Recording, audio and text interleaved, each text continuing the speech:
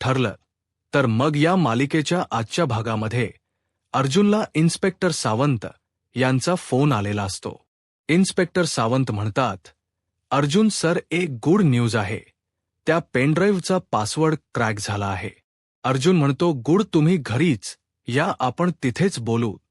तर आता अर्जुन फोन ठेवताच सायली विचारते, काय झालंय? तर अर्जुन म्हणतो, पेनड्राईव्हचा पासवर्ड कळाला आहे, त्यामुळे आता आपल्याला बरीच माहिती मिळणार आहे. सायली म्हणते, एक एक करता अशीच माहिती मिळत जाऊ दे. इथे जर सीसीटीव्ही कॅमेरा असता ना तर आपल्याला सगळीच माहिती कळाली असती. अर्जुन म्हणतो, हो ना, इथे एखादा सीसीटीव्ही कॅमेरा असता तर आपल्याला कळालं असतं की मुलींना नक्की कोण आणि कुठे घेऊन गेला आहे. तर त्याच वेळी सायली मागे वळून पाहते तर एक सीसीटीव्ही कॅमेरा असतो. सायली म्हणते, अहो तिथे बघा ना, सीसीटीव्ही कॅमेरा आहे आणि त्या कॅमेराची दिशाही रस्त्याच्या बाजूनेच आहे. अर्जुन म्हणतो, त्या बंगल्याच्या मालकाला आपल्याला विचारावं लागेल आणि जर त्या बंगल्याच्या मालकाने आपल्याला कोऑपरेट केलं तर आपल्याला काहीतरी माहिती नक्कीच मिळू शकते. तर त्यावेळी सायली अर्जुनला म्हणते, कोणती सभ्यमान माणसे ही एक सगळी घटना कळाल्यानंतर मदत करायला नकार देतील. चला आपण जाऊन विचारूया, असं म्हणत सायली आणि अर्जुन त्या बंगल्यातील माणसांना विचारायला जातात. तर दुसरीकडे सुभेदारांच्या घरी आपल्याला पाहायला मिळतं श्वेता सचिनवर चिडते आणि म्हणू लागते, सचिन, आणि तुला कळतंय का असा कसा तुझा पेनड्राईव्ह हरवू शकतो सांग ना? अरे, तुझा पेनड्राईव्ह हा सुरेश आणि सोनल ज्या ठिकाणी त्यांना ठेवलं होच त्याच ठिकाणी असायला हवा होता. तर सचिन म्हणतो, हो मलाही मान्य आहे, पण सगळीकडे शोधलं, मी कुठे सापडला नाही. श्वेता चिडते आणि म्हणते, हलगर्जीपणाची लिमिट म्हणतात याला. सचिन श्वेता आता सचिनला विचारते, सचिन आता पुढे काय करायचं आहे? सचिन म्हणतो, ऐक सायली, अर्जुन यांच्यावर तू लक्ष ठेवून आहेसच, परंतु आता त्यांच्या बोलण्यावर लक्ष ठेव. म्हणजे कदाचित त्यांच्या बोलण्यातून पेनड्राईव्ह किंवा डेटा हा जर शब्द उल्लेख केला गेला तर समजायचं की त्यांच्या हाती पेनड्राईव्ह लागलाय, त्यांना डेटा मिळालाय, त्यामुळे ती सगळी माहिती आपल्याला कळायला हवी. त्यामुळे त्यांच्यावर लक्ष ठेव. ते या शब्दाचा उल्लेख करत असतील तर तू लगेच मला कळवायचं आहे. श्वेता सचिनला म्हणते, छान चूक तू करायची आणि या सगळ्यासाठी धोका मी पद करायचा आहे का? तर सचिन म्हणतो, हे बघ श्वेता म्हणते, बस, मला कळालं तू काय बोलणार आहेस, हे मला चांगलंच माहीत आहे, काही हरकत नाही, शेवटी माझं काम आहे, ते मला करावंच लागेल असं म्हणत श्वेता फोन ठेवते. परंतु सचिनच्या या वागण्यामुळे श्वेता महिप शिकले या सगळ्यांना सचिनचा खूप राग आलेला असतो. महिपा शिकले सचिनला म्हणतात, दीक्षित, मला एक सांग, एवढी कशी माती खाल्लीस रे? तू एकदा म्हणतोयस की तो पेनड्राईव्ह खूप महत्वाचा आहे, एकदा म्हणतोयस की ज्या ठिकाणी ती सोनल आणि सुरेश होते ना तिथे अगदी व्यवस्थित ठेवलायस, आणि आता म्हणतोयस त्या पेनड्राईव्हचा पत्ताच नाही. अरे काय चाललंय नक्की तुझं, तुला कळतंय का? तो पेनड्राईव्ह त्या अर्जुन आणि पोलिसांच्या हाती लागला ना तर ते सगळेजण येऊन तुझ्याच मानगोटीवर बसतील. तर सचिन म्हणतो, नाही अण्णा, यासाठी मला टोनीने दुसरा एक प्लॅन सांगितला आहे. तर राकेश विचारतो, कोणता प्लॅन? सचिन म्हणतो, आता टोनीने असं सांगितलं आहे की त्या पेनड्राईव्हच्या डाटामध्ये ज्या ज्या गोष्टी आहेत त्या गोष्टी आपण करायच्याच नाहीयेत. म्हणजे त्यामध्ये जी लोकेशन दिलेली आहे तिथे मुलांना ठेवायचंच नाहीये, तिथे कुठल्याच मुलीला ठेवायचं नाही आणि मागे कुठला पुरावाही ठेवायचा नाही. म्हणजे समजा सायली, अर्जुन किंवा पोलीस त्या ठिकाणी पोहोचले तरी मुली त्यांच्या हाती लागणार आहे आणि माझा जो लॅपटॉप आहे ना तो विकून टाकायचा, म्हणजे त्या लॅपटॉपमधील सगळा डाटाच उडवला जाईल. तर त्यावेळी महिप शिकरे म्हणतात, म्हणजे सगळा मामलाच खतम करायचा आहे ना? मग आता श्वेताच्या फोनची वाट बघत बसू नका, तिला तिचं काम सावकाशपणे करून देत, पण तुम्ही तुमच्या कामाला सुरुवात करा. तर राकेश सचिनला विचारतो, सचिन पण मला एक गोष्ट सांग की त्या पेनड ड्राईव्हमध्ये कुठले कॉन्टॅक्ट होते, कोणाकोणाचे फोन नंबर होते किंवा कोणाची नाव होती, या सगळ्या गोष्टींची माहिती तुला आठवते आहे का? तर सचिन म्हणतो, नाही ना, मला तर काहीच आठवत नाहीये. आजकाल हे सगळं काही कोण लक्षात ठेवतं, पण एक मिनिट, त्यातील काही कॉन्टॅक्ट माझ्या लक्षात आहेत. कदाचित आपण तेवढं तरी सेव्ह करू शकतो. तर महिपा शिकरे म्हणतात, या सगळ्या गोष्टी पाहिल्यानंतर हीच गोष्ट कळते की आपण 113% सेफ नाही. तर दुसरीकडे सुभेदारांच्या घरी आपल्याला पाहायला मिळतं कल्पनाताई प्रतिमा.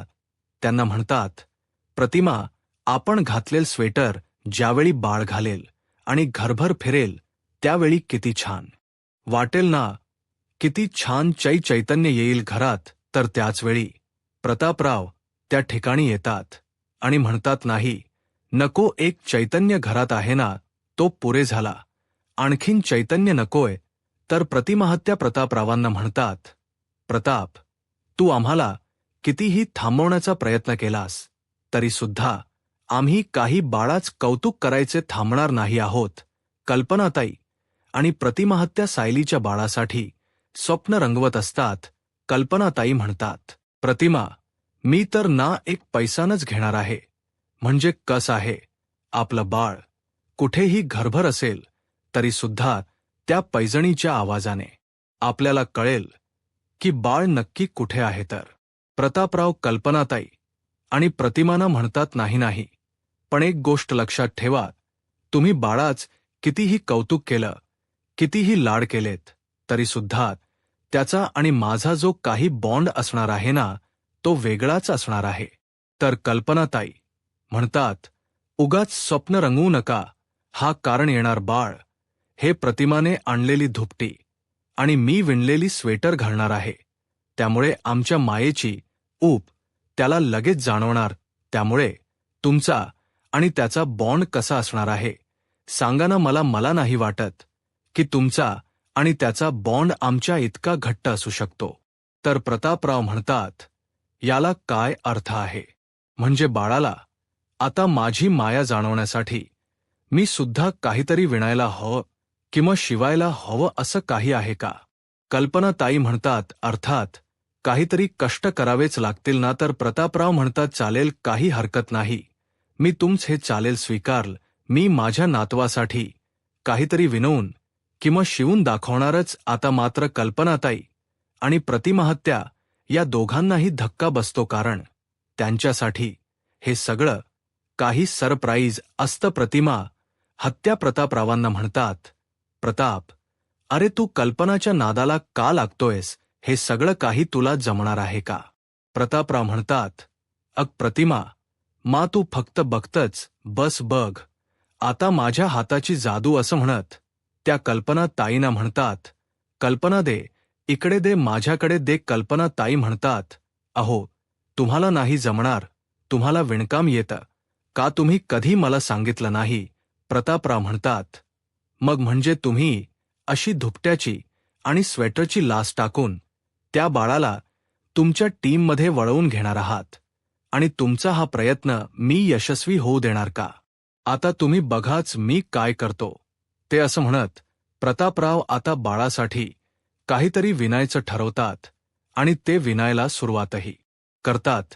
तर दुसरीकडे पाहायला मिळतं सायली अर्जुन त्यांच्या घरी पोहोचलेले असतात. घडलेला सर्व प्रकार त्यांना सांगू लागतात. तर ते दादा म्हणतात, काय, आमच्या बंगल्याच्या बाहेरून लहान मुलीच अपहरण केलं गेलं आहे, त्यांना किडनप केलं गेलं आहे. अर्जुन म्हणतो, हो, खूप मोठा प्रॉब्लेम झाला आहे आणि म्हणूनच आम्हाला ते सीसीटीव्ही चेक करायचं होत. त्यामुळे तुमची जर हेल्प मिळाली तर खरंच खूप बरं होईल. या केसच्या बाबतीत तुमची खरंच खूप मोठी मदत होईल, प्लीज. तर त्यावेळी त्या ताई त्या दादांना म्हणतात, अहो, त्या मुलींच्या बाबतीत खरंच खूप वाईट घडलं आहे. या वकील साहेबांना आपली जर मदत झाली तर खरंच खूप बरं होईल. त्यामुळे प्लीज आपण त्यांना मदत करूयात. तर त्या दादांनाही हे सगळे विचार पडतात म्हणून ते म्हणतात की हो, आम्ही तुम्हाला मदत करायला तयार आहोत. त्यामुळे मला एक सांगा की तुम्हाला कोणत्या दिवसाचा सीसीटीव्ही हवा आहे. तर त्यावेळी सायली म्हणते 31 तारखेचा आणि वेळ दुपारी 2 ते 4 या दरम्यानचा सीसीटीव्ही आम्हाला चेक करायचा आहे. तर त्यावेळी ते दादा आपल्या मुलाला म्हणतात, रुद्रांश यांना जरा सीसीटीव्ही दाखव. तर त्यावेळी आता सायली अर्जुन ते सीसीटीव्ही चेक करत असतात. आता ज्यावेळी सायली अर्जुन ते चेक करत असतात त्याचवेळी ती वैन तिथून जात असते आणि वैनमधून एक सॅक बाहेर टाकली जाते. अर्जुन म्हणतो, एक मिनिट, ह्या वैनमधून टाकली जाणारी बॅग आणि आमच्याकडे असणारी बॅग ही सेमच आहे, म्हणजे ही दिव्याचीच बॅग आहे. तर सायली म्हणते, हो. आता सायली अर्जुनच्या लक्षात येतं की याच वैनमधून मुलींना किडनप केलं गेलं आहे आणि म्हणूनच आता अर्जुन त्या वैनचा नंबर, त्या वैनचा फोटो आपल्याकडे काढून घेतो आणि त्यांच्याकडून ते एवढ्याच वेळीच सीसीटीव्ही फुटेजही मागून घेतो. तर त्यावेळी ते दादा मदत करतात. अर्जुन आणि सायली त्या दोघांचेही आभार मानतात आणि म्हणतात, थँक्यू सो मच, खरंच तुमचे खूप उपकार झाले आहेत. सायली म्हणते, हो ना, आम्ही तर या गोष्टीचा शोध घेण्यासाठी फक्त अंधारात चाचपटत होतो, पण आज तुम्ही आम्हाला सीसीटीव्ही दाखवलं आणि त्यामुळे आम्हाला खरंच मार्ग सापडला. आम्ही कधीच विसरू शकणार नाही. असं म्हणत आता सायली अर्जुन तिथून निघालेले असतात. आता तिथून बाहेर पडताच अर्जुन चैतन्याला फोन करतो आणि म्हणतो, चैतन्य, मी तुला एक वैनचा नंबर पाठवत आहे. आरटीओ मधून लगेच त्या सगळ्या वैनची इन्फॉर्मेशन काढ आणि त्यानंतर तू घरीच ये. इन्स्पेक्टर सावंत सुद्धा घरीच येणार आहेत. तर चैतन्य म्हणतो, हो, पण कोणती वैन, कुठली वैन, कोणाची वैन? अर्जुन म्हणतो, मी सगळं काही तुला सांगेन, परंतु आता फक्त तू त्या वैनबद्दलची माहिती शोधायची आहेस. चैतन्य म्हणतो, बरं ठीक आहे. अर्जुन फोन ठेवतो आणि त्यानंतर आता अर्जुन सायलीला म्हणतो, वैनचे डिटेल्स आणि पेनड्राईव्हवरील डेटा या दोन्ही गोष्टी आपल्याला मुलींपर्यंत नक्कीच पोहोचवतील. तर दुसरीकडे सुभेदारांच्या घरी आपल्याला पाहायला मिळतं कल्पनाताई, प्रतिमा आत्या गप्पा मारत असतात. तर त्याचवेळी श्वेता त्यांच्यासाठी चहा आणि कॉफी घेऊन येते. आता मुद्दा म्हणून श्वेता सगळी माहिती मिळवण्यासाठी कल्पना ताईंना म्हणते, सायली ताई आणि अर्जुन सरांना यायला खूपच उशीर झाला ना. प्रतिमा आत्या म्हणतात, अगं सोनोग्राफीला वेळ तर लागणारच. तर श्वेता म्हणते, हो, परंतु अश्विन दादांनी त्यांची अपॉइंटमेंट घेतली होती ना, तरी सुद्धा त्यांना खूप उशीर झाला आहे. कल्पना ताई म्हणतात, हो, उशीर झालाय खरा, पण बरं, मी आता अर्जुनला फोन करूनच विचारते की ते कुठे आहेत. आता सोनोग्राफीवरून निघाल्यानंतर ते दोघे कुठेतरी बाहेरही फिरायला जाऊ शकतात असं म्हणत कल्पनाताई फोन करायला घेतात. तर त्याचवेळी सायली अर्जुन घरी आलेले असतात. कल्पनाताई म्हणतात, अरे कुठे होता तुम्ही? किती उशीर झालाय कधीपासून? आम्ही तुमची वाट बघतोय. आणि सोनोग्राफी कशी झाली? सगळं काही ठीक आहे ना? तर सायली म्हणते, हो, सोनोग्राफी अगदी व्यवस्थित झाली आणि डॉक्टर म्हणालेत की सगळं काही ठीक आहे. तर अर्जुन कल्पनाताईंना म्हणतो, मम्मा, इन्स्पेक्टर सावंत आणि चैतन्य येतच असतील, त्यांना स्टडी बसमध्ये बसव, तोपर्यंत मी फ्रेश होऊन येतो. चल बायको, असं म्हणत सायली आणि अर्जुन तिथून निघणार. तर कल्पना ताई सायलीला म्हणतात, सायली, अगं मला सोनोग्राफीचा रिपोर्ट दाखव ना. तर सायली म्हणते, हो. सायली अर्जुनला म्हणते, अहो, तुम्ही जा फ्रेश व्हायला, मी आलेच. असं म्हणत आता सायली कल्पनाताई आणि प्रतिमा आत्या यांना रिपोर्ट दाखवण्यासाठी तिथेच थांबते. आता रिपोर्ट पाहून कल्पनाताई खूप खुश होतात आणि प्रतिमा आत्यांना म्हणतात, हे बघ प्रतिमा आत्या म्हणतात, अशा रिपोर्टमध्ये आपल्याला काही कळत नाही, पण बघून मात्र खूप छान वाटतं. दोघींच्याही चेहऱ्यावर आनंद असतो. तर आता कल्पनाताई ते रिपोर्ट सायलीकडे देतात. तर सायली म्हणते, आलेच आम्ही. तर कल्पनाताई म्हणतात, थांब सायली, आम्हाला तुला काहीतरी दाखवायचं आहे. सायली म्हणते, काय? कल्पनाताई म्हणतात, कळेलच असं म्हणत कल्पनाताई आणि प्रतिमा आत्या तिथून त्यांनी सायलीसाठी बनवलेलं सरप्राईज आणण्यासाठी निघून जातात.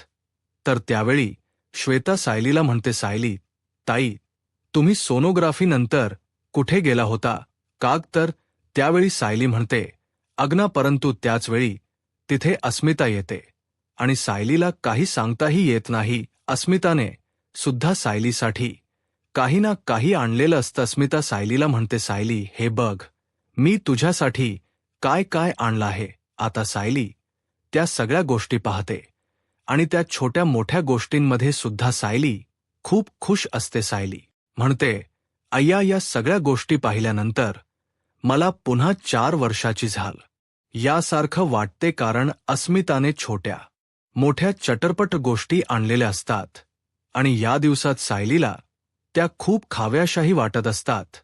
तर सायली अस्मिताला विचारते, अस्मिता हे सगळं तुला कुठे मिळालं? तर अस्मिता म्हणते, अग मी स्मिथच डायफर घेण्यासाठीच गेले होते. तर तिथेच एक बाजूला शाळा होती आणि शाळेच्या बाजूला हे छोटं दुकान. शाळेची मुलं शाळेतून सुटल्यानंतर या सगळ्या गोष्टी घेत होत्या आणि ते पाहिल्यानंतर मला माझ्या शाळेचे दिवस आठवले, ज्यावेळी मी शाळेत जायचे ना. त्यामुळे या सगळ्या गोष्टी मी खायचे आणि येताना अर्जुनसाठी, अश्विनसाठी आणि तुझ्यासाठी सुद्धा घेऊन यायचे. तर सायली म्हणते, हो ना, परंतु तुझा भाऊ या गोष्टी कधीच्या कधी लपून ठेवायचा आणि माझ्या हाती काही लागायचंही नाही. तर अस्मिता म्हणते, अगं पण तू त्यावेळी तर खूपच लहान होतीस, तुला कसं काय आठवतं? सायली म्हणते, थोडं थोडं आठवतं, मला पूर्ण असं नाही, पण थोड्या थोड्या गोष्टी आठवतात. स्मिता म्हणते, मग आपण जो टाळ्यांचा खेळ खेळायचो तो तुला आठवतोय? तर सायली म्हणते, तो एकदम स्पष्ट आणि स्वच्छ आठवतोय. अस्मिता म्हणते, मग चला आपण खेळूयात का? तर सायली म्हणते, हो चालेल ना. आता अस्मिता आणि सायली लहानपणीचे खेळ खेळू लागतात. तर त्याच वेळी कल्पनाताई आणि प्रतिमा हत्या येतात.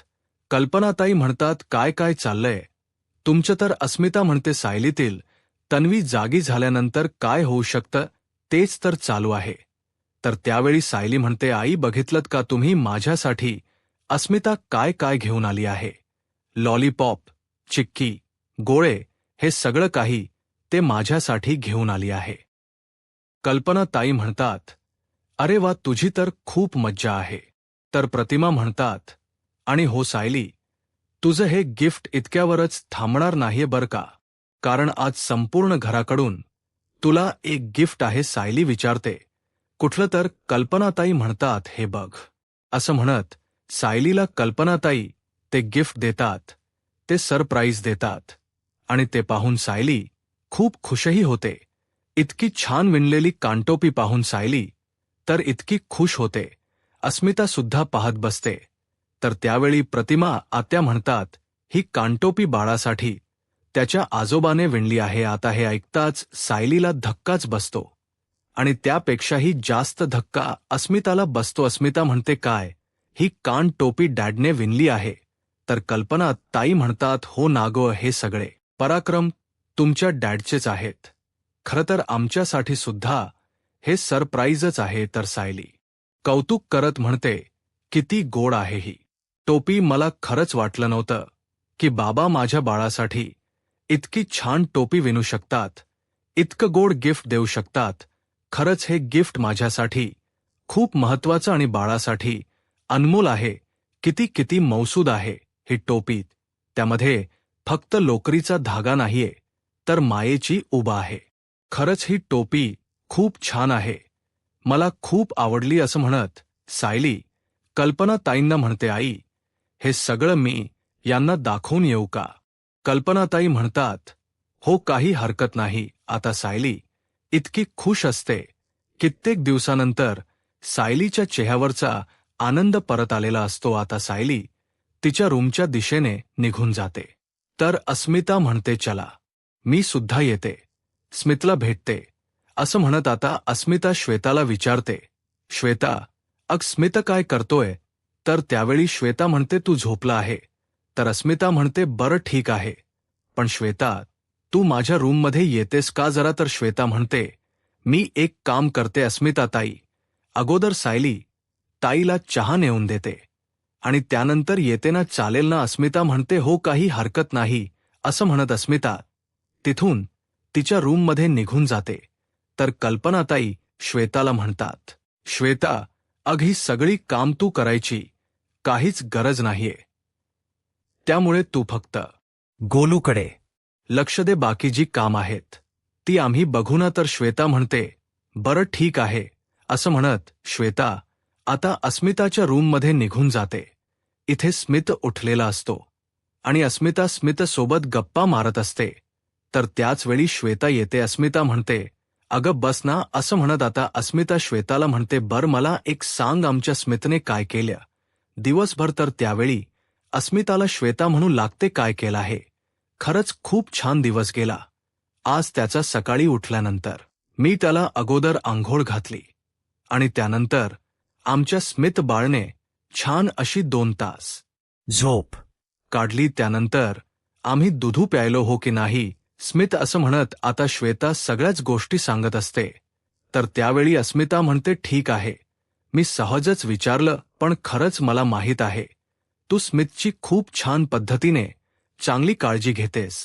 मी ज्या ज्या गोष्टी सांगते त्या अगदी तू व्यवस्थित करत असते. त्यामुळे मला कधी कधी वाटतं की माझ्या स्मितला माझी आठवण सुद्धा येत नसेल. तर श्वेता म्हणते, अस्मिता ताई, अहो तुमची जागा तर मी घेऊ शकत नाही, पण स्मितची काळजी तर मी अगदी व्यवस्थितच घेईन आणि मी खरंच मनापासून सांगते की मी प्रयत्न करीन की गोलूची अगदी व्यवस्थित काळजी घेण्याचा. तर अस्मिता म्हणते, अगं खरं सांगू का? ही गोष्ट तर तू करतेच आहेस, तू छान काळजी घेतेस त्याची. खरं सांगू का? तू म्हणजे मला लागलेली लॉटरी आहेस. लॉटरी असं म्हणत आता अस्मिता श्वेताच कौतुक करते. तर त्यानंतर अस्मिता श्वेताला म्हणते, श्वेता, अग त्या बॅगमध्ये मी ट्रायसाठी जी आपण सॅम्पल म्हणून डायफर आणली आहेत ते देतेस का? तर आता श्वेता बॅगमध्ये चेक करते, परंतु डायफर कुठेच नसतात. श्वेता म्हणते, अस्मिता ताई, नाही येत. अस्मिता म्हणते, असेल ना दुसऱ्या खणात बघ ना. श्वेता म्हणते, नाही कुठल याच खणात नाही येत. तर अस्मिता म्हणते, अरे बापरे, सायलीकडेच राहिली वाटतं, मला जाऊन घेऊन यावे लागतील. असं म्हणत आता अस्मिता म्हणते, तू एक काम कर श्वेता, तू इथे थांब, मी घेऊन येते. श्वेता म्हणते, नाही नको ना अस्मिता ताई, मी घेऊन येते. तर अस्मिता म्हणते, नाही नको श्वेता, मी लगेच 1 मिनिटात येते, तू गोलू जवळच थांब. असं म्हणत अस्मिता आता सायलीच्या रूममध्ये जायला निघालेली असते. इथे मात्र श्वेता खूप चिडलेली असते आणि गोलूला म्हणते, काय रे, तुझी ही मम्मा अशी? आता मला त्या सायली अर्जुनच्या रूममध्ये जाण्याची संधी मिळत होती, ते काय बोलतायत हे ऐकण्याची संधी मिळत होती, पण नाही, ते सुद्धा मला जाऊ दिलं नाहीये. खरंच तुझी मम्मा म्हणजे नाही अस्मिता, म्हणजे मला काहीच करू देणार नाही. असं म्हणत श्वेता खूप चिडलेली असते. तर दुसरीकडे पाहायला मिळतं इन्स्पेक्टर सावंत आणि चैतन्य घरी आलेले असतात. आता इन्स्पेक्टर सावंत, चैतन्य, सायली, अर्जुन सर्वजण स्टडी रूममध्ये बसून या केसबद्दल चर्चा करत असतात. मिळालेले सगळे पुरावे आता इन्स्पेक्टर सावंत यांना दाखवत सायली म्हणू लागते, आज आम्ही ज्यावेळी शोध घ्यायला गेलो त्यावेळी आम्हाला दिव्याची ही सॅक सापडली आणि त्या सॅकवरूनच ही गोष्ट लक्षात येते की मुलींची किडनॅपिंग ही तिथूनच केली गेली. तर त्यानंतर अर्जुन इन्स्पेक्टर सावंत यांना म्हणतो, बरं मला एक सांगा, त्या पेनड्राईव्हमध्ये काही सापडलंय का? तर इन्स्पेक्टर सावंत म्हणतात की हो, बरेच कॉन्टॅक्ट त्यामध्ये सापडले आहेत आणि ते चेक केल्यानंतर आम्हाला कळालं की ते नंबर्स बयाच मोठ्या मंत्र्यांचे, मोठ्या उद्योजकांचे, बिझनेसमनचे असेच नंबर आहेत आणि त्यात अजून काही नंबर आहेतच की जे कोडमध्ये लिहिलेले आहेत आणि त्यामुळेच त्यांची काही माहिती आम्हाला मिळू शकली नाही.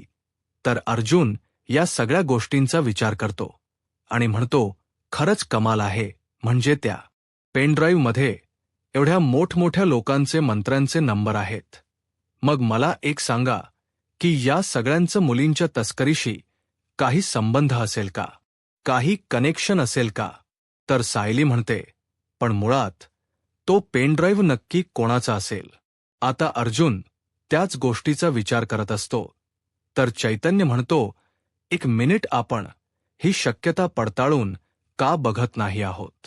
पेनड्राईव्ह रविराज सरांचा असू शकतो, कारण म्हणजे प्रॉपर्टीही रविराज सरांच्या नावावर आहे. मला माहीत आहे की सायली वहिनी आतापर्यंत तिथे गेलीच नाहीये, परंतु प्रॉपर्टी तर रविराज सरांच्या नावावर असल्यामुळे ते कदाचित तिथे कधीतरी जाऊ शकतात ना. म्हणजे समजा रविराज सरांचा जर तो पेनड्राईव्ह असेल, तर त्यामध्ये हाय प्रोफाईलच्या लोकांचे कॉन्टॅक्ट नंबर असतील, तर त्यात वाव काय आहे आणि विचार करण्यासारखी गोष्टच नाहीये. तर अर्जुन म्हणतो, पॉइंट आहे. तर सायली म्हणते, पण जर पेनड्राईव्ह बाबांचा असेल तर त्यावर मग डी हे अक्षर का असेल. म्हणजे आमच्या तिघात कोणाचंही नाव डी वरून नाहीये, किंवा आमचं आडनाव सुद्धा डी वरून नाहीये. तर इन्स्पेक्टर सावंत म्हणतात, हो, हे सुद्धा अगदी बरोबर आहे. तर अर्जुन म्हणतो, हरकत नाही, आपण आत्याशी बोलू शकतो या विषयावर. असं म्हणत अर्जुन प्रतिमा त्यांना आवाज देतो. तर इकडे सायली इन्स्पेक्टर सावंत यांना विचारते की त्या पेनड्राईव्हमध्ये अजून काय काय सापडलं आहे. तर इन्स्पेक्टर सावंत म्हणतात, 2 लोकेशन सापडले आहेत. अर्जुन म्हणतो, लोकेशन? कोणते लोकेशन? तर इन्स्पेक्टर सावंत म्हणतात की नाही, अजून ती माहिती कळालेली नाही. दुसरीकडे जेलमध्ये आपल्याला पाहायला मिळतं, प्रियाचा संताप होत असतो. प्रियाची खूप चिडचिड होत असते. प्रियाला ते सर्व क्षण आठवत असतात, ज्यावेळी तिने सायलीला जेलमध्ये आणलेलं असतं. त्यानंतर सायलीचा साज शृंगार उतरला जातो आणि तिला कैद्याच्या वेशात ठेवलं जातं. आणि ते पाहून प्रियाचा आनंद काही गगनात मावत नसतो. परंतु सायलीने सांगितल्याप्रमाणे प्रियाचा हा आनंद फक्त काही क्षणांपुरताच होता, कारण आता सायली सुखरूपपणे घरी गेलेली असते. तर प्रिया खूप चिडलेली असते. प्रियाला सायलीच बोलणं आठवत असतं. सायली म्हणालेली असते की सत्य हेच आहे, पुढच्या काही दिवसात मी घरी जाऊ शकते आणि अगदी सुखरूप निर्दोष म्हणून, पण तू मात्र आयुष्यभर इथेच असणार आहेस, इथेच सडणार आहेस. प्रिया पूर्णपणे विथरून गेलेली असते. प्रियाला पूर्णाजींसुद्धा बोलणं आठवतं. संपूर्ण सुभेदार कुटुंब ज्यावेळी सायलीला भेटण यासाठी पोलीस स्टेशनला आलेलं असतं, त्यावेळी पूर्णाजी म्हणालेले असतात, सायली निर्दोष आहे आणि आमचं संपूर्ण कुटुंब, आम्ही सर्वजण सायलीच्या पाठीशी ठामपणे उभे आहोत. सर्वांनी एकजुटीने एकमेका यांचा हात पकडत सायलीला खंबीर साथ आहे हे प्रियाला दाखवून दिलेलं असतं. आणि त्यावेळी प्रिया पूर्णपणे खचून गेलेली असते आणि तिथेच प्रियाची मोठी हार झालेली असते. प्रिया मात्र फक्त सायलीला अडकवण्याची स्वप्न पाहत असते, कारण ज्यावेळी सायलीच्या समोर ती येते त्यावेळी ती सायलीला म्हणते, सायली, अग तू कितीही उड्या मारल्यास तरी सुद्धा त्याचा काहीच उपयोग होणार नाहीये, कारण जर तुला जामीन मिळायचा असता तर तू आजच मिळाला असता, पण पुन्हा तू या जेलमध्येच आलीस ना आणि आयुष्यभर जेलमध्येच राहणार आहेस. तर सायली प्रियाला जाणीव करून देत म्हणते, प्रिया, आज केसची पहिली सुनावणी होती, निकाल नव्हता आणि कुठलीही केस कुठल्याही क्षणाला कशी फिरू शकते हे तर तुला चांगलंच माहीत असेल. त्याचा अनुभव तू घेतलाच असशील ना, आणि या सगळ्याचा अनुभव तुझ्या इतका कोणीच घेतला नसेल. प्रिया, पण मला एक सांग, मी इथून गेल्यानंतर तुला माझी आठवण येईल ना आता. सायलीचे हे सगळे शब्द प्रियाला पुन्हा पुन्हा आठवत असतात. प्रियाला तो प्रसंग आठवतो ज्यावेळी अर्जुनने इन्स्पेक्टर पाटकर यांची उलट तपासणी करत संपूर्ण केस फिरवलेली असते. कारण अर्जुन त्यावेळी त्यांना हा प्रश्न करतो की इन्स्पेक्टर पाटकर, मला एक सांगा की माझ्या गाडीत डेड बॉडी आहे, असा तुम्हाला कोणी फोन केला होता का, कोणी टीप दिली होती का? तर त्यावेळी इन्स्पेक्टर पाटकर यांनी मान्य केलेलं असतं की खरं तर आम्हाला एक निनावी फोन आला होता. तर त्यावेळी आता अर्जुन म्हणतो, याचा अर्थ इन्स्पेक्टर पाटकर, तुम्ही आतापर्यंत कोर्टात जे काही सांगितलं ते खोट होतं. अर्जुनने सगळे पुरावे कोर्टात सादर केलेले असतात आणि त्यावेळी कोर्टाने अर्जुनला जामिनावर सोडवलेलं असतं. आता प्रियाने त्यावेळी सुद्धा अर्जुनला अडकवण्याचा प्रयत्न केलेला असतो, पण तो सुद्धा सायली अर्जुनने उधळून लावलेला असतो. हे सर्व क्षण प्रियाला आठवत असतात. त्या सगळ्या गोष्टींची तिला चांगलीच जाणीव असते. सायलीने संपूर्ण कुटुंबासमोर प्रियाची लावलेली वाट, तिची खरी ओळख करून दिलेली असते. सगळे पुरावे गोळा करत प्रियाला अशा पद्धतीने अडकवलेलं असतं की प्रियाला पळताभुई थोडी करून सोडलेली असते. प्रिया ही खरी बबली लोखंडी आहे आणि ती कशा प्रकारे या घरात शिरली, तिने पुढे काय काय प्लॅन केला, या सगळ्याचे पुरावे सायलीकडे असतात.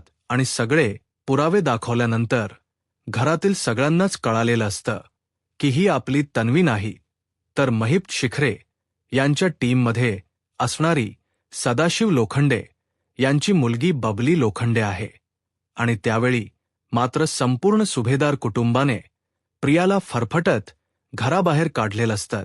तर दुसरीकडे पाहायला मिळत प्रतिमा आत्या तिथे येताच अर्जुनला म्हणतात, काय रे अर्जुन, काही काम होतं का? तर अर्जुन म्हणतो, बरं आत्या, हा पेनड्राईव्ह याचा फोटो बघ आणि मला सांग, हा पेनड्राईव्ह सिनियरचा आहे का? आता प्रतिमा आत्या पाहतात आणि म्हणतात, नाही रे, हा पेनड्राईव्ह रविराजचा नाहीच आहे.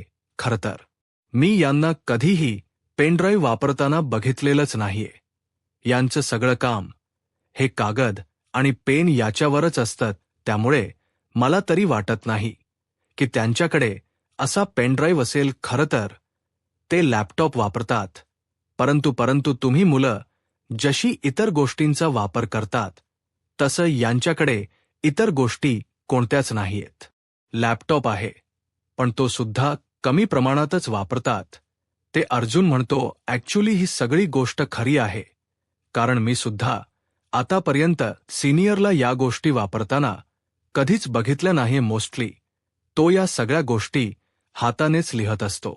तर आता कल्पनाताई आवाज देतात म्हणून प्रतिमा आत्या तिथून निघून जातात. तर आता अस्मिता सुद्धा त्या ठिकाणी आलेली असते.